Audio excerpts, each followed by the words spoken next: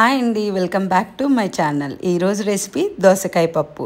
ఈ దోసకాయ పప్పు కోసం ఒక దోసకాయ తీసుకొని శుభ్రంగా కడిగి దాన్ని తొక్క గీసుకొని 4 ముక్కలుగా కోసుకొని మధ్యలో ఉన్న గుజ్జును తీసి మిగిలిన వాటిని చిన్న చిన్న ముక్కలుగా కోసుకొని పక్కన పెట్టుకోవాలి. అలా కోసుకొని పెట్టుకున్న తర్వాత ఒక 2 ఉల్లిపాయలు 2 టమాటాలు ముక్కలు కోసి పెట్టుకోవాలి.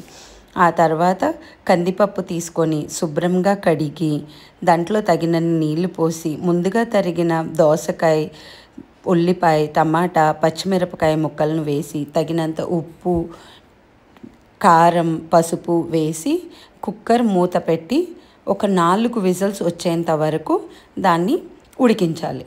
అలా ఉడికించిన పప్పును తీసుకొని ఒకసారి మెదిపి అందులో ముందుగా నానబెట్టుకున్న చింతపండు రసాన్ని పిండాలి.